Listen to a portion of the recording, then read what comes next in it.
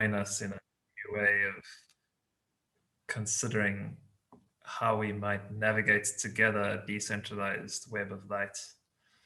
We then moved into sort of value and meaning as a way of extending perhaps the initial thinking patterns and also grounding them in the history of Ethereum. And then having looked at perhaps some of the latest innovations in not just financial technology, but the ways in which we describe, create, and share value and meaning more broadly based on this play of pattern and the ways that we've come to trust each other. We then went back and looked at the global financial system as it stands at the moment in a non-moralistic sense, just looking at how it is that it actually operates, how it's come to be the way that it has, how it has its deep roots in debt, how faith and finance have always been intimately linked, how the language itself reflects that, and spoke, at length, if you'll forgive me, about these two different records, the one of our indebtedness to one another and the other of the stories that we use to share a wider indebtedness to life itself, and how these two, the mythic and the transactional, have always kind of been separate, and how that's no longer the case post 2009, where we have one single world machine in which we agree always on how to update state in such a manner that the mythic and the transactional are merged in a new order of econo-linguistic network, a new order of language. And with that, we sort of presented, week 3, take back the web. Let's do this thing. Let's think about useful and interesting ways in which we can build together new and different ways of being, new and different ways of relating, of telling stories about how we transact in executable economic language.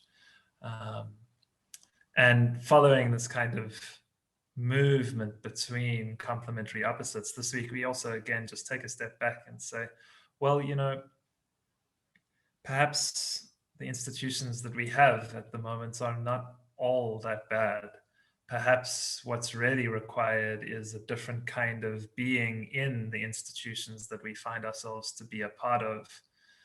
Perhaps if we identify ourselves in more creative ways, if we're capable of reaching consensus with others who are radically different from us, and if we're capable of instituting new architectures of time such that we experience the time of our own lives and our time with others in different and more clear ways, we can use broken institutions and shift them into those kinds of practices and customs which actually serve the people which are inevitably a part of them.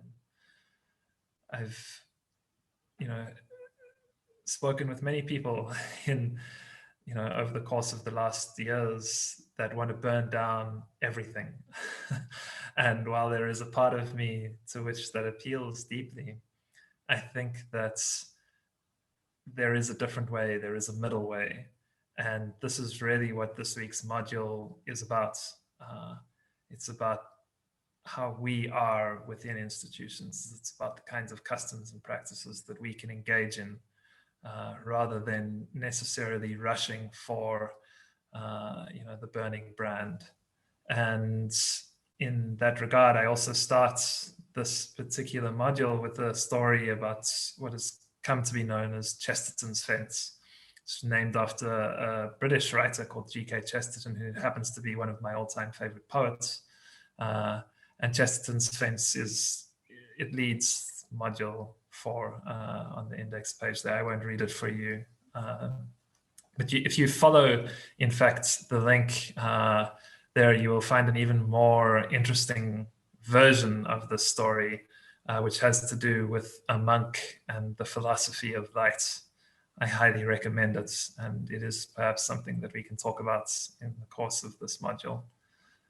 Vivek, I don't know if you want to open for questions immediately or move further into governance and liberal radicalism. Please, I think the one thing that I'd like to do, and I realize that this is imperfect, the 2 minutes in the chat approach, but I genuinely love seeing the answers to this question. Now that we've defined institutions a bit and that John has put the message in the chat about the Wikipedia definition, stable, valued, recurring patterns of behavior.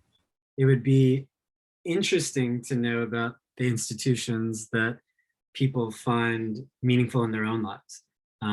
Again, not necessarily the banks that you go to when you have to, but the things that are meaningful for your family or for you as you go about your day-to-day. And I think what we're pointing to is that we still haven't really created too many institutions that feel internet first, and that might be happening soon. So any of those thoughts in the chat are useful. And yes, if anyone has anything for Q&A before we keep going, please feel free.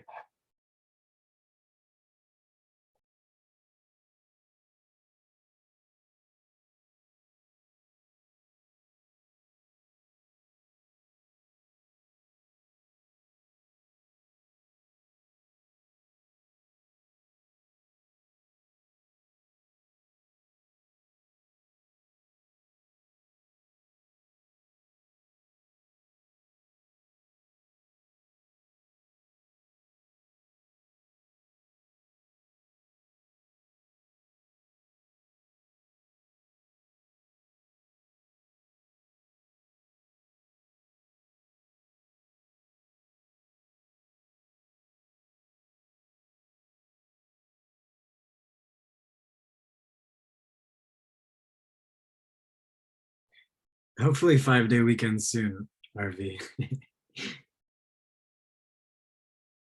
I love this, Peyton. I love this. I love this. Going for drives to chat and explore. It's huge, yeah. I've started to do yoga in the morning. I'm in Houston with my parents for a little bit, and I spend half of my time doing yoga with my mom and then half of the time with my dad, which has been a nice morning institution. Every day to take pictures. That's so cool.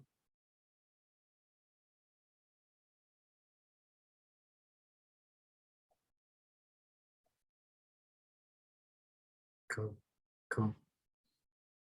Andy, I think we perhaps can take what's in the chat and continue building on it for the 2 crafted readings of the week.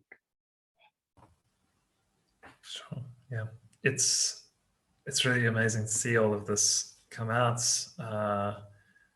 because these kinds of institutions are obvious once you actually kind of begin to think about the morning constitutional, the morning walk, the cup of coffee that you have in your particular favorite spots, the way that you relate to your partner on a road trip, the practice of taking pictures or private galleries, or indeed, as you yourself said, Vivek, but also RV, right? The long weekends, holidays, these kinds of things. And it's the one which actually bears most relation to what you'll find in the syllabus, in particular in the final piece, which I hope to get to slightly later in this call, which is how we experience time.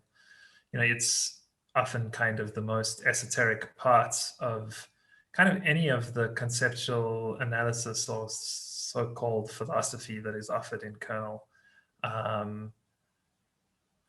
This notion of experiencing time, our being in time, and some previous Kernel fellows, including Bianca and others, have mentioned sort of Heidegger's being in time, but we're concerned with something beyond that, and it's something which I hope to get to, because this kind of,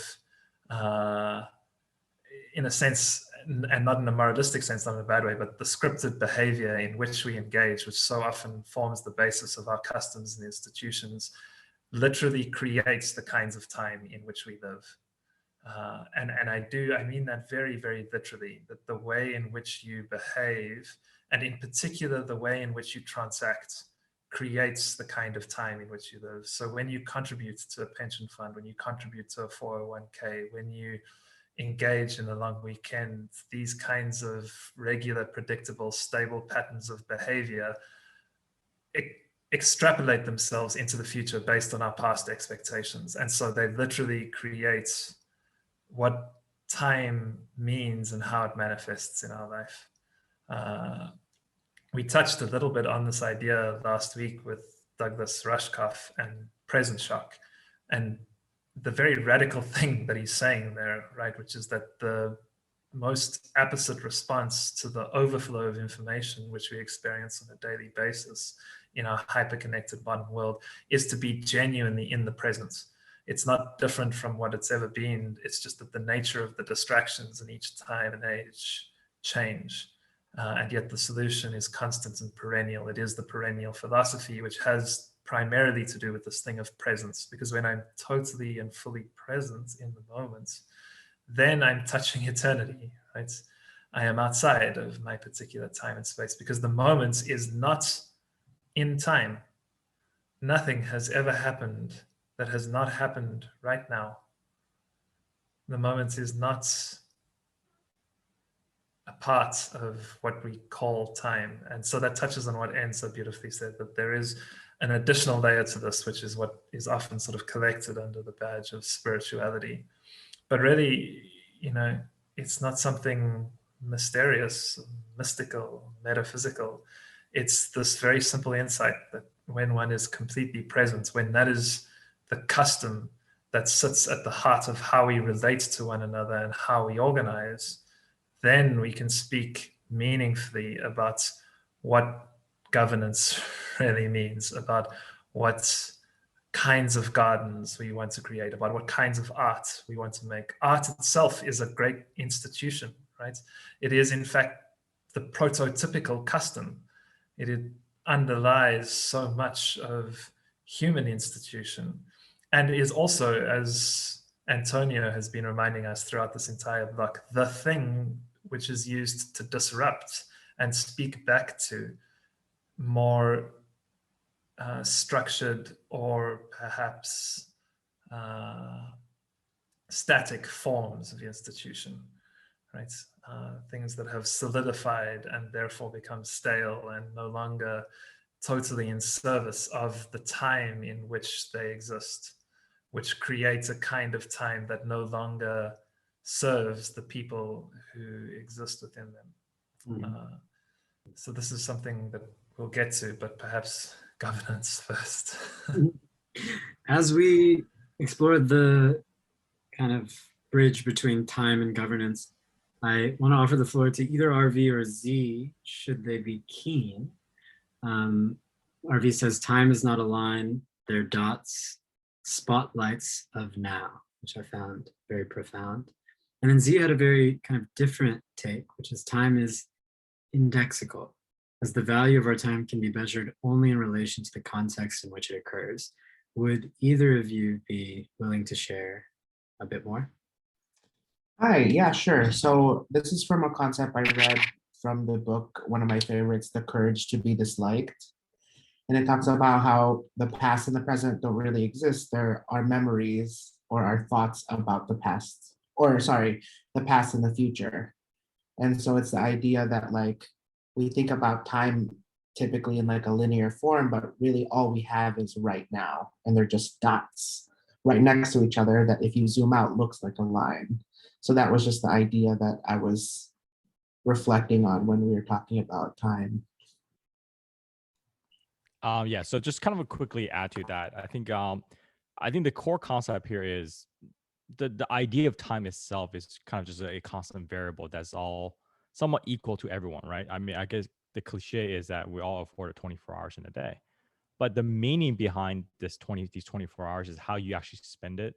So the observation of time is really unique to each unique individual, and how you decide to remember it or forget about it, right? And how you decide to share those time. So that's kind of the larger idea behind time. Is one of the things, probably the most non-fungible thing in the world, because it's not easily interchangeable with other people, because your perspective is very different. It's very unique. And I think that's why the value of being in the present is so critically important, because that is very much the lens how you make these observations and how you measure the value of time.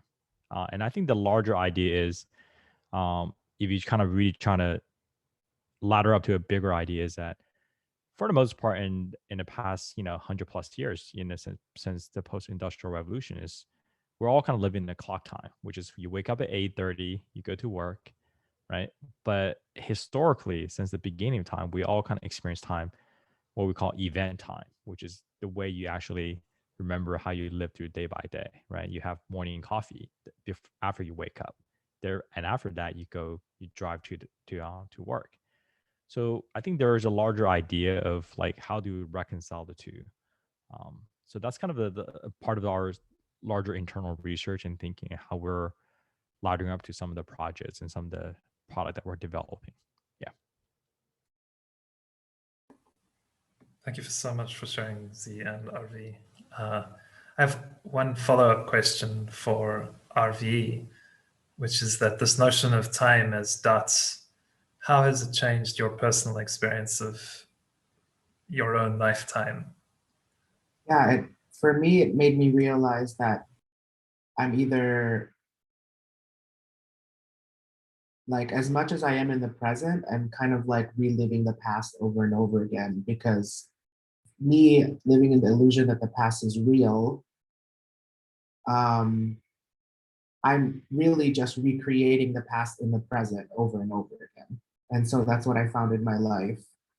And so the more I'm able to meditate and slow down, I can be more in the present and see things for what they are, or what it wants to bloom in my life currently, rather than project everything I've experienced onto the thing. It's amazing. Thank you so much for having the courage to share that. It kind of reminds me, it's not directly related to anything that we've been saying, but my mom recently has taken up dot art. She collects rocks from the beach where I live, which is this very, very wild beach in Africa. And she connects really smooth rocks, and then she makes mandalas on them out of dots by following a very particular kind of pattern. And so it's such an interesting metaphor for me. I think that, we do go round and round and round and round, and it's inevitable. I think each one of us knows the sense of recreating past experiences and treading again the same ground and being like, here again. But maybe from an even wider perspective, if one looked, one certainly wouldn't see a line. Time is not linear, as you so beautifully said, but perhaps it's something more like a mandala on a stone from the ocean. Yeah. Another metaphor is like we're spiraling upward, we're climbing a mountain in a spiral, and we're experiencing similar places, but from different vantage points. Beautiful, beautiful, beautiful. Thank you so much for sharing. So yes, this is something I think we'll return to because time sits very close to the heart of much of actually what we want to investigate, reflect upon, explore together in Kernel, not just within this module, but more broadly speaking in terms of what it is that is really worth looking into deeply. The other thing, of course, that is really worth looking into deeply is this notion of leadership, service, governance, and organization. They all move together in very nuanced but specific and choreographed fashion. So the post on governance, and I see it mentioned to Time Wave Zero. I could speak for a long time about Terence McKenna, novelty in history, but that's also, Zori, if you want to bring that up a little bit later in the call, we can really come back to it, and I'd be interested to hear your thoughts. I want to just, in speaking about time and how it relates to governance, like we go back in time to the Tao Te Ching and Lao Tzu to get a deep understanding of what this thing is really about, because it's kind of the most complicated topic in Web3 at the moment, but that by virtue of complementary opposites is also because it's kind of the most simple. And the reason I say that is because if you go back in time 5,000 years or so to the Tao Te Ching, you'll find chapter 17 or poem 17, however you want to sort of talk about it. And I'm looking at the Ursula Le Guin translation here, half of which is given in the post on governance. But I thought I'd actually read the full thing because it describes quite beautifully why I say that it's actually incredibly simple, just as the way to navigate the inevitable complexity of time is incredibly simple, which is to sit totally honestly and with great courage and an open heart in the present moment. The way to understand what this thing about governance, leadership, service, and organization is about is given in this very old book. And the title, as translated by Ursula Le Guin, is quite literally acting simply. She gives a hierarchy of leaders. It begins, true leaders are hardly known to their followers. Next after them are the leaders the people know and admire. After them, those they fear. After them, those they despise.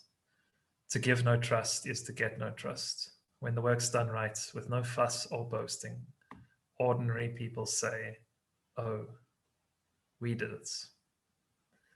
And I think it's also worth just thinking a little bit about, she gives a reflection on this, which is uncommon in her translation, but it's well worth reading. And she says that this invisible leader who gets things done in such a way that people think they did it all themselves isn't one who manipulates others from behind the scenes, just the opposite.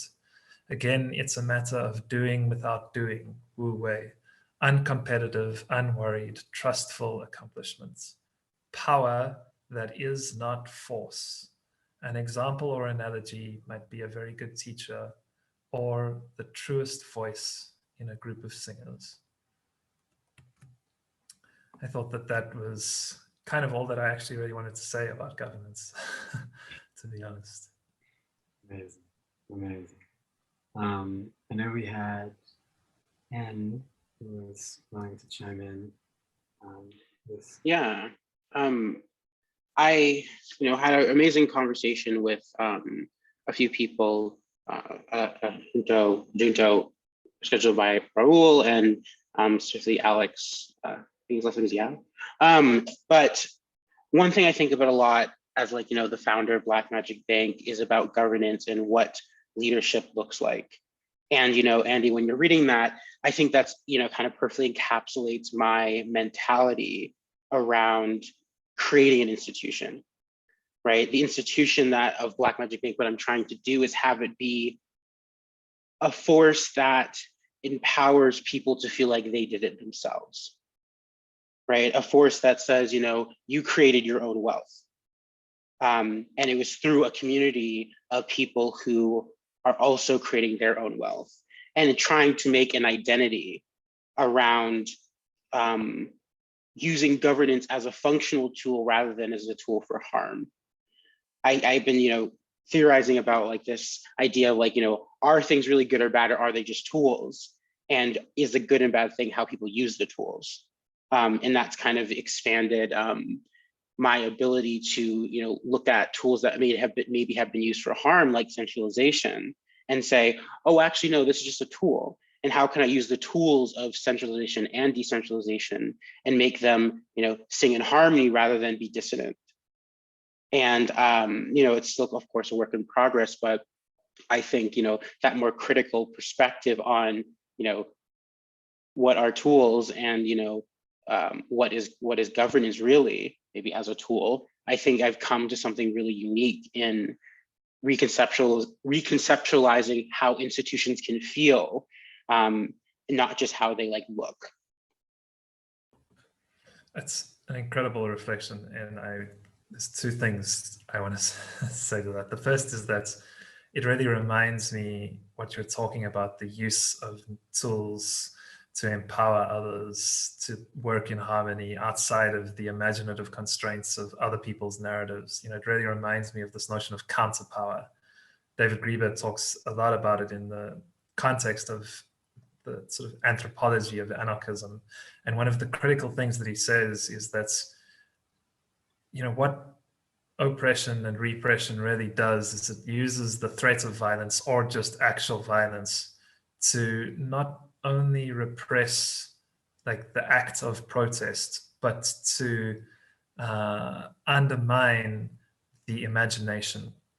That's really the goal of so much oppression, is not necessarily to strip only kind of physical mobility or the ability to gather and assemble or speak from a given group of people, but it's to undermine the political imaginary of that group.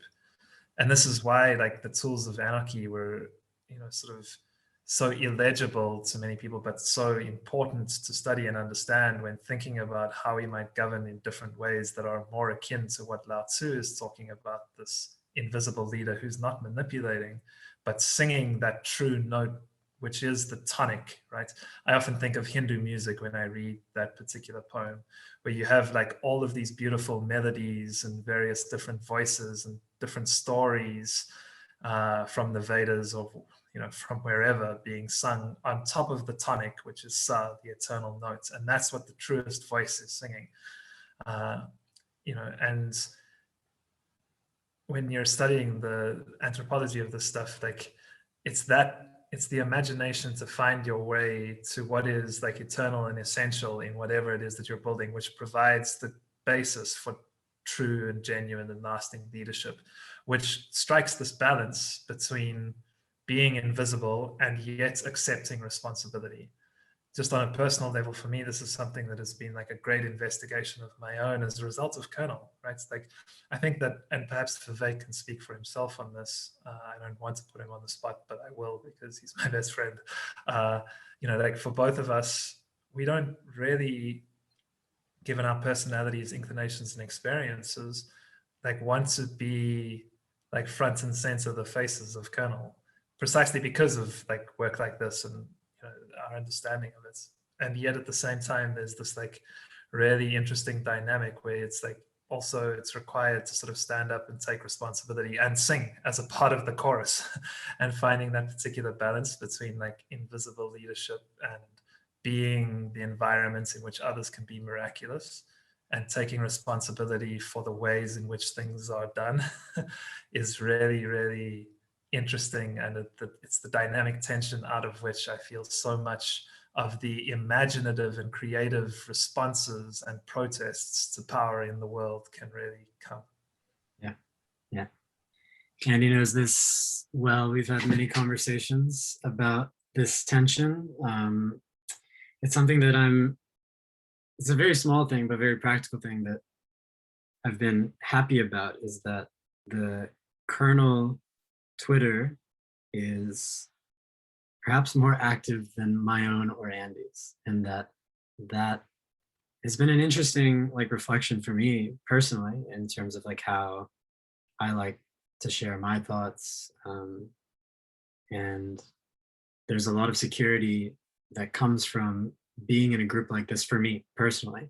And so I feel that in its collective sense, while also recognizing that, yes, we have some gifts that we've been given. For me, the most specific one was being in Titans, that mean that I have a particular vision for what Kernel could look like that is a result of the way that experience flowed through for me.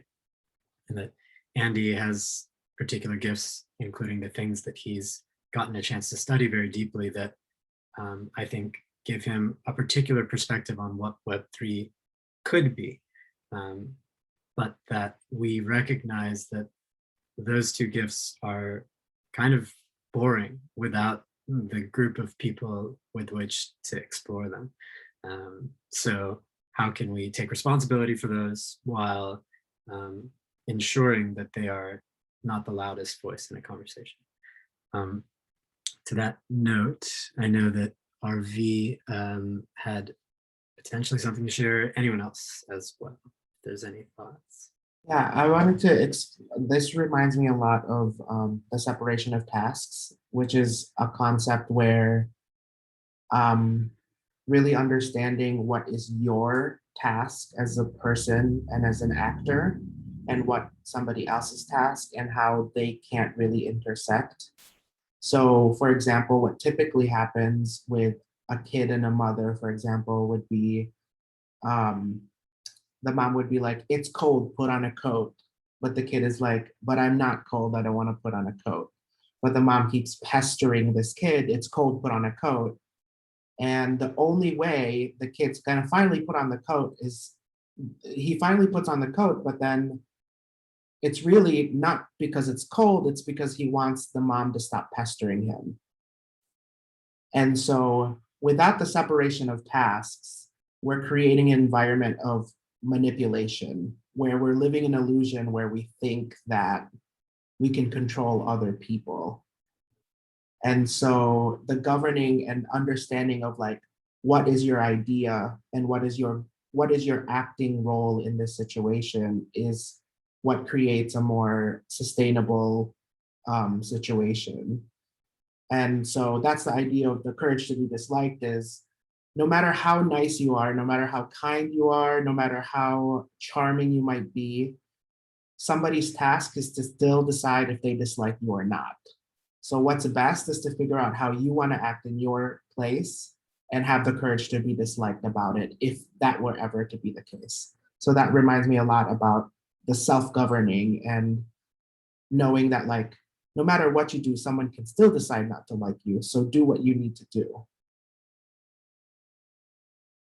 Thank you, RV. Thank you. That's really meaningful. And yeah, definitely something I think I struggle with still. And it's useful to have mirrors for that courage. I sense us going into liberal radicalism a bit in the way that we're describing the type of communities that we hope are things that we can explore in Web3.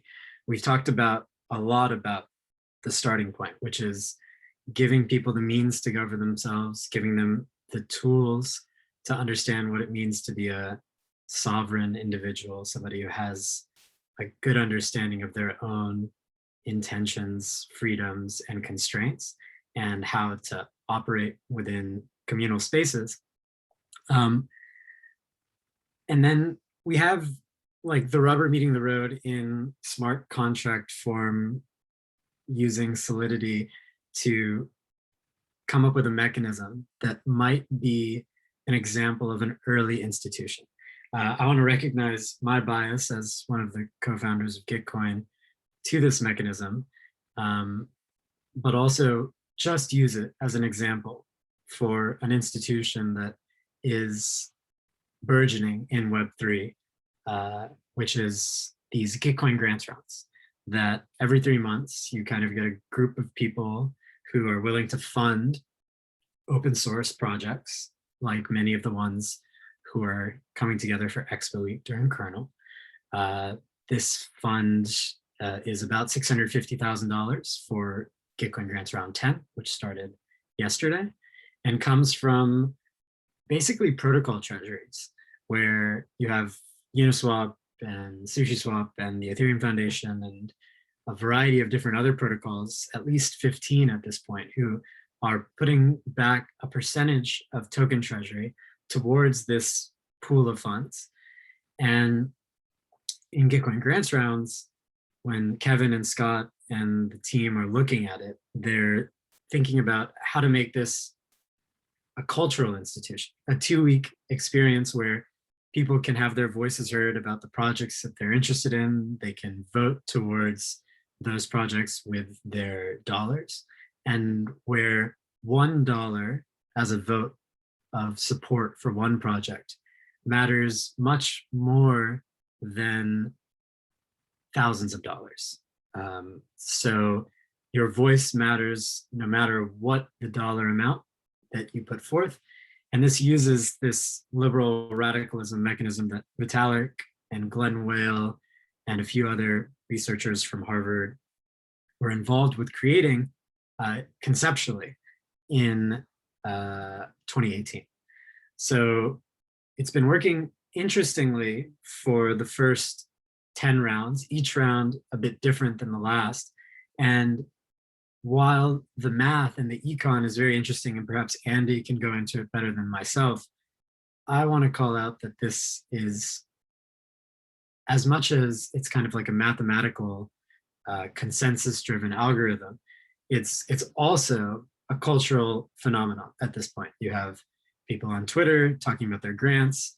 You have people in DAOs and community groups who are supporting each other's grants, and in a way that is kind of like a group Patreon, is kind of like a cultural part of the Ethereum space. So one thing to note is that Sachin, as we've been in this chat, has put a message in Kernel Amplify, where if you do have a Gitcoin grant, you can post it there and you can share your project.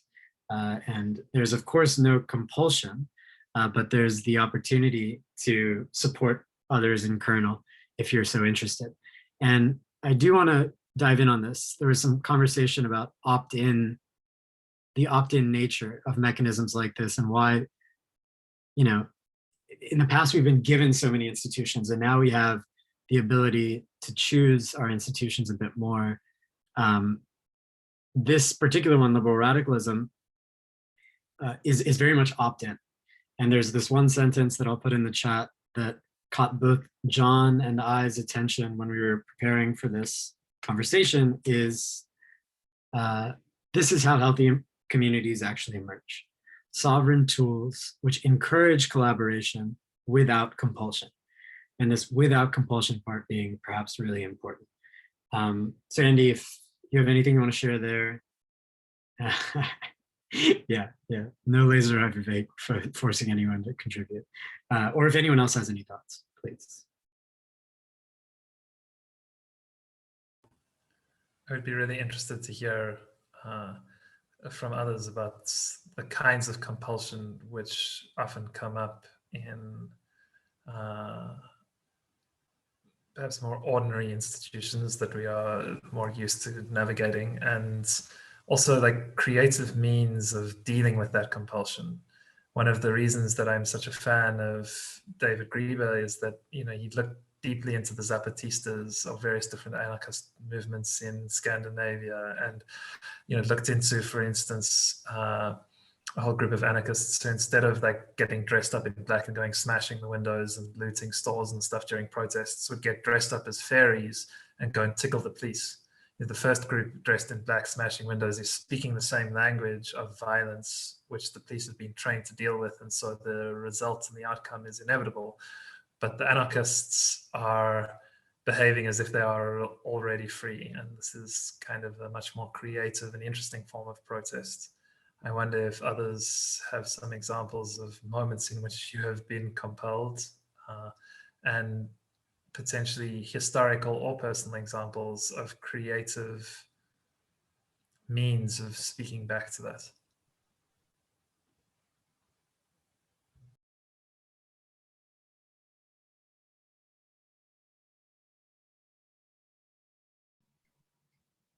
Kind of curious about the idea of freedom here. Not to derail too much, but, you know, use the word free there, Andy, and that's a bit charged and a bit vague, perhaps. I guess it's context-based, right? It very much is. Freedom is another thing that I've been considering deeply over the last week, especially since last week's somewhat sort of curtailed discussion, which was perhaps not very free. And it's something that's, yeah, there's been a lot of discussion again between Vivek and I, but also just in my own mind between all of the different voices that exist in there. And you're right that it's context dependent. And this is really one of the things that I wanted to say also in response to RV, and this notion of sort of task specificity, is that it really, it comes down to a deep appreciation of context.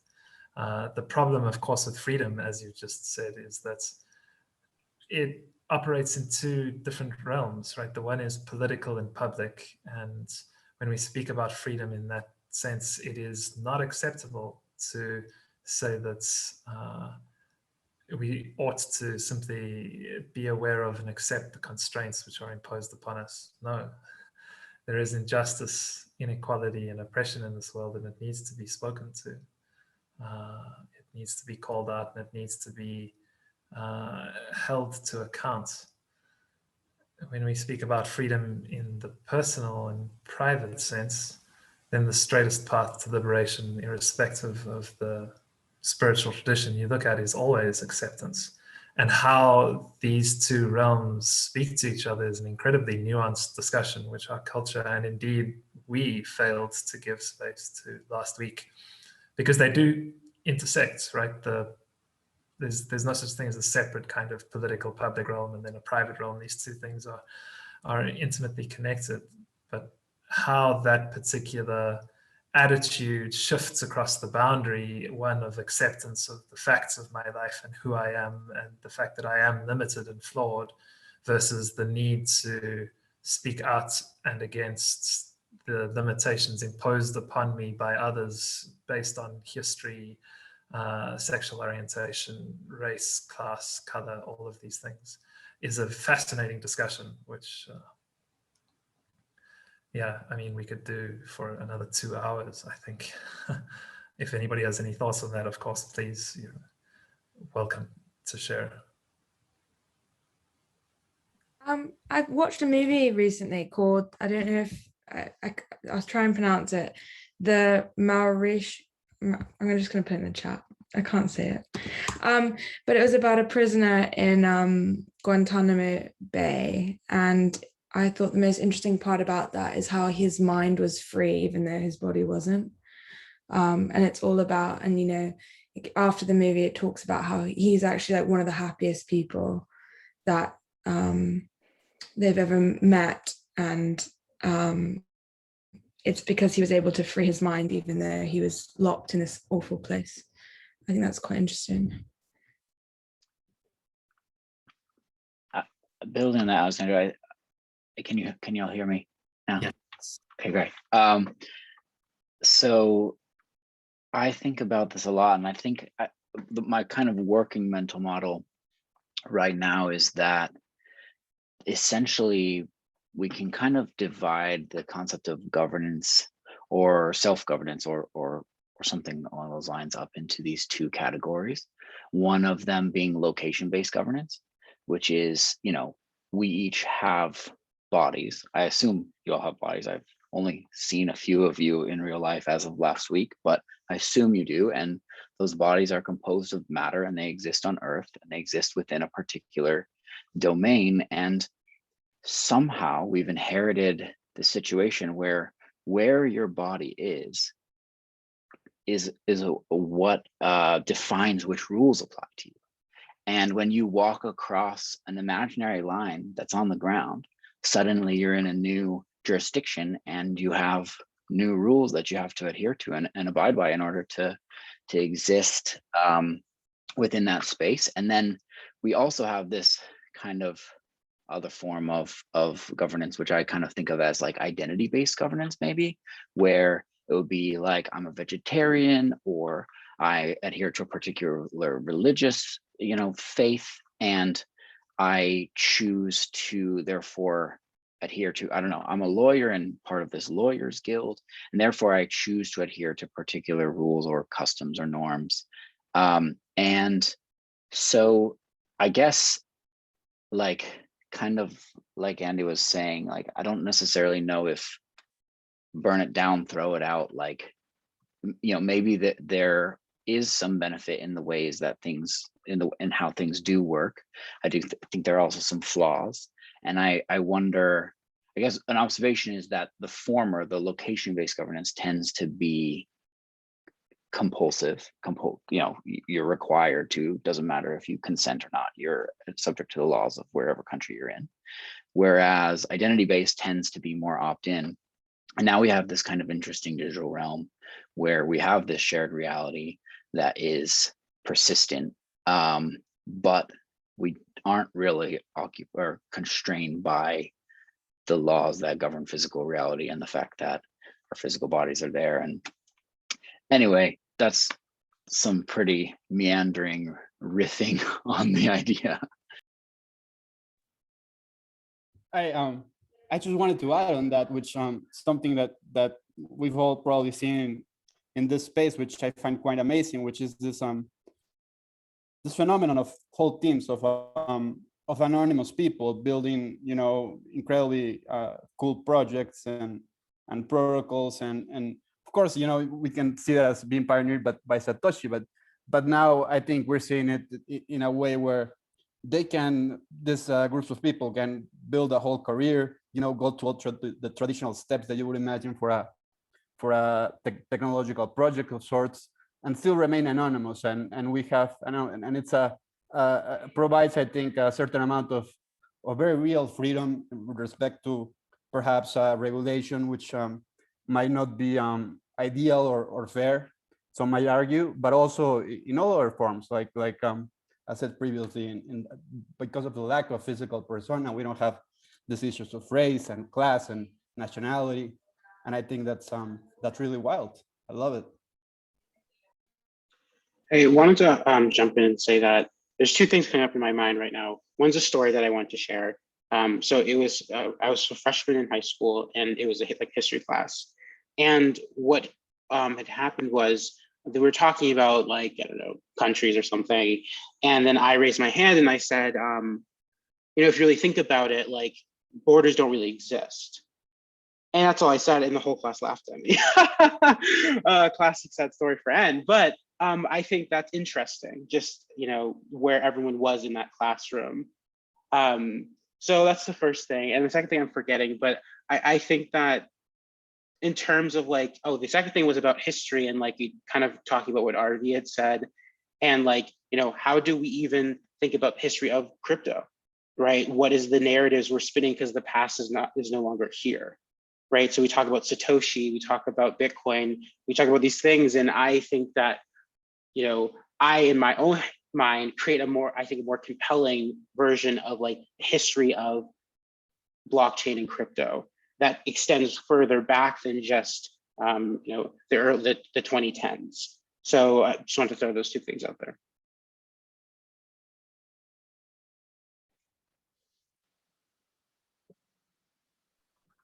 Well, Mike, good to talk. I didn't raise my hand. But, Please. Okay, cool. Yeah, one of the things that came up with governance and with some of the things that, like, in has said, I like to think in models sometimes, which are, like, always wrong, but sometimes can be, like, a helpful way of framing, or at least pointing out my own blind spots or something if I process them enough times. And there's this concept of exit versus voice, which is one approach to understanding, like, mechanisms of governance, right? Where you can, freedom in some institutions is like the ability to leave them, which exists on a spectrum, right? Sometimes you have the formal ability to, like, leave a place or leave a country or leave a city or something like that, but you're not given the sort of, like, positive freedom to do it. You don't have the resources, let's say. And then there's voice, which is your ability to try to, like, actively control the system. And the interplay with those I just find kind of fascinating, and which one is preferable, I go back and forth on, right? But, like, obviously they have pretty close analogs in Web3 with, you know, exit tying to forking, right? And voice tying to these various sort of, like, governance structures we try to put in place, whether they're formal votes or whether they're these kind of, like, informal, you know, developer meetings, or the way ideas sort of guide the process along. So just wanted to sort of flag that, especially if somebody wants to point out things that model misses, because they all models miss stuff. So that's always helpful.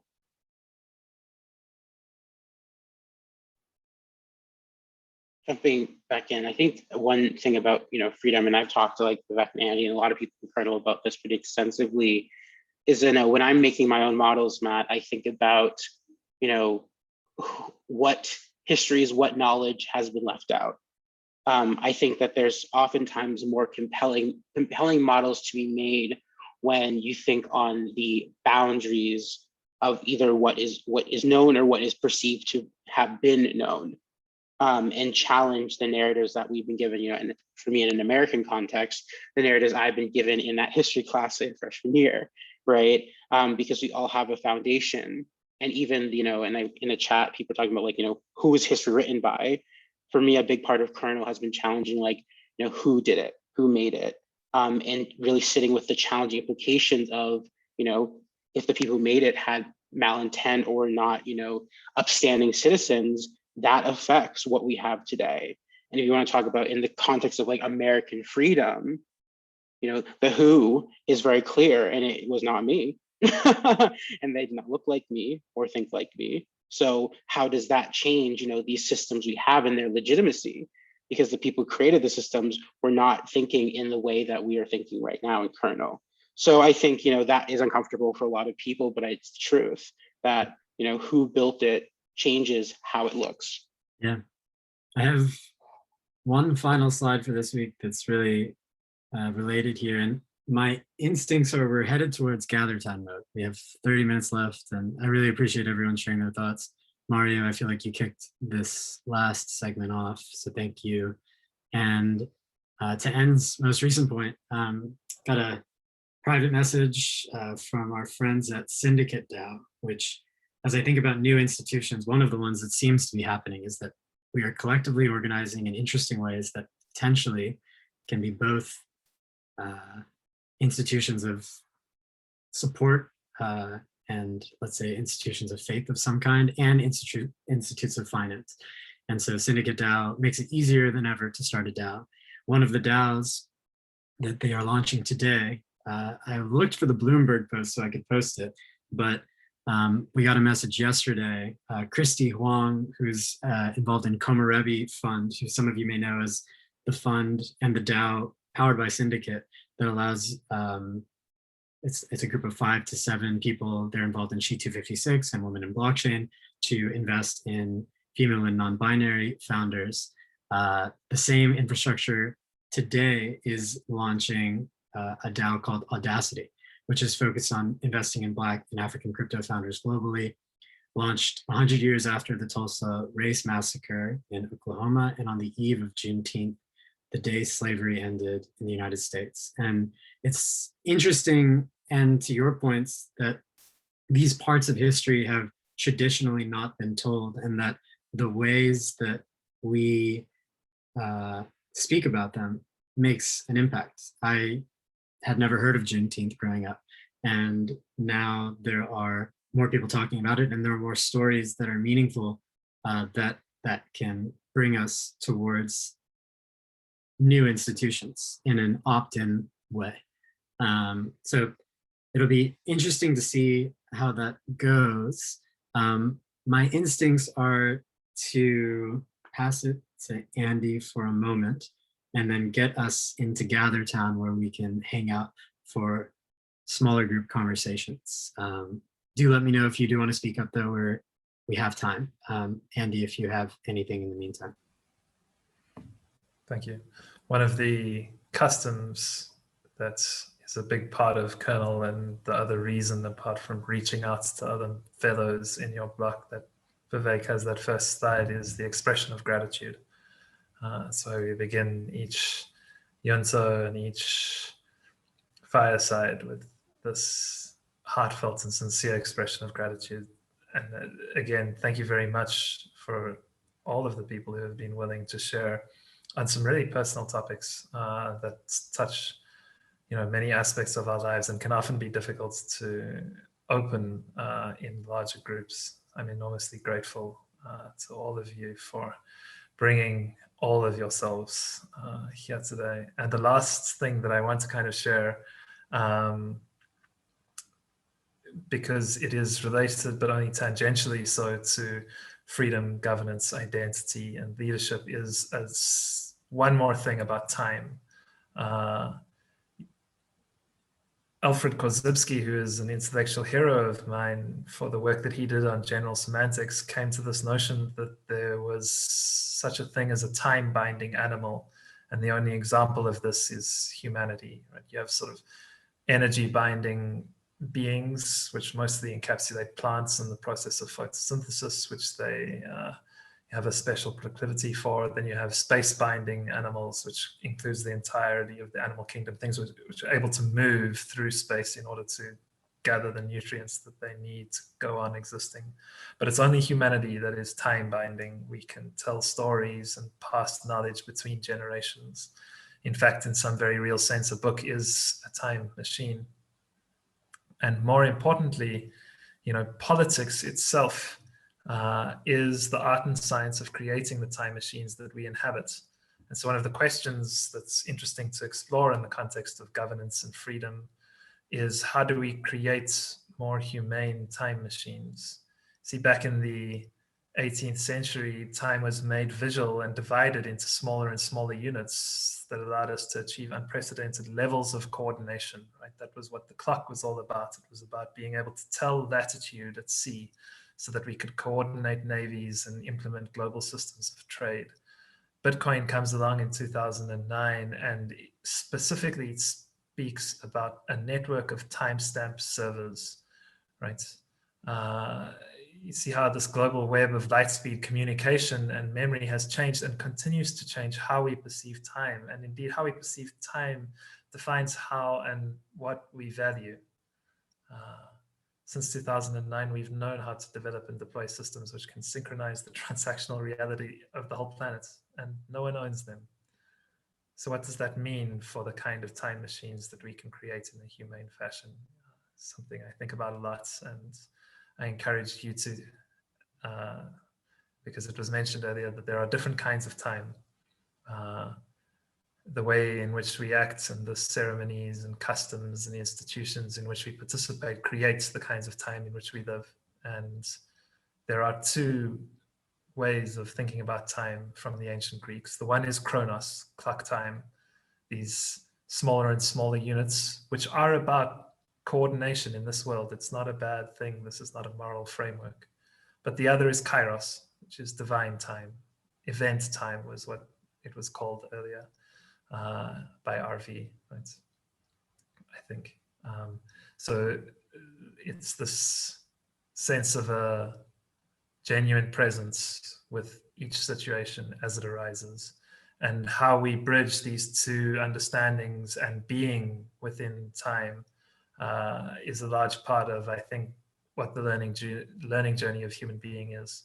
And we seem to be at a particular juncture in the arc of evolution, both of ourselves and of consciousness, that requires a deeper and wider exploration of time and how it influences both our own existence and the ways in which we relate with others.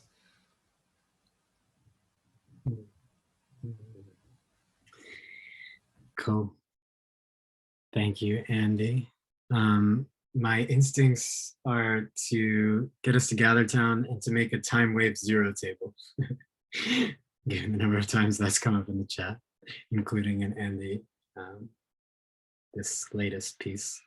Kairos and Chronos is a whole nother exploration, and I think we'll head over there. My one question is to Sachin on the link, if we can use the same link, the Cafe kernel. Yes, it's all good.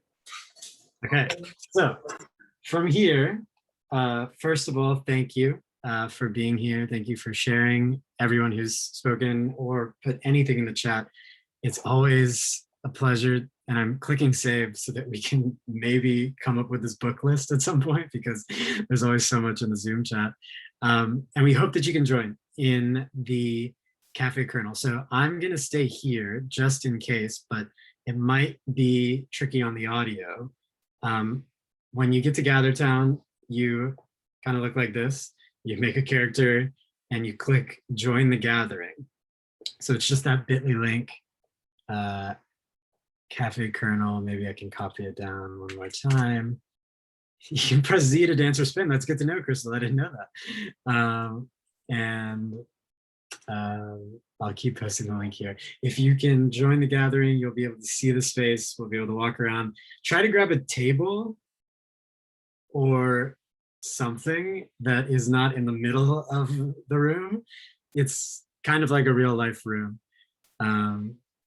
Thanks, Tate, for joining. Glad to have you. Let me see. I'm going to click join at the risk of messing with people's audio. Let's see.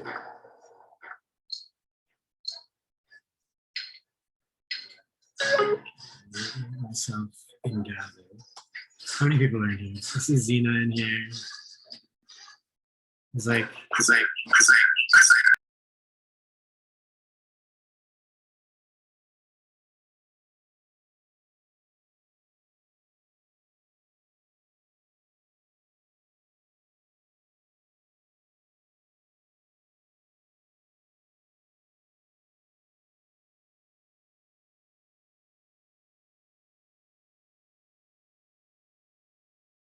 I'm trying to hide from people and gather so I don't give audio. Peace and love, Charles. Right. All right. I think most people are getting over. So let me know how you guys like it. If you guys have any questions, let me know. Yeah, give it a go, Nuno. It might work. Much love, much love. Peace, peace. Thanks for being here.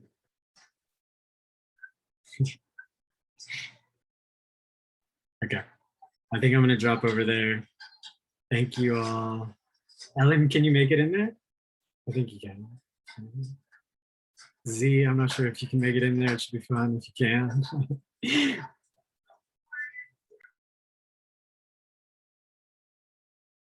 You can hear the people in the coffee shop. It's so fun. Angela, we got to 28 people, so it's working. Yes, I just saw. I saw the 26th person and I was really happy. We made it. All right. Why are you standing there all alone? Because I don't want, if people come up to me, it's gonna give audio issues. Got it. I'm like taking a call before the event starts. This is me in the corner. Okay. Should I give you a chair or something? Okay. See, look what you did, Angela.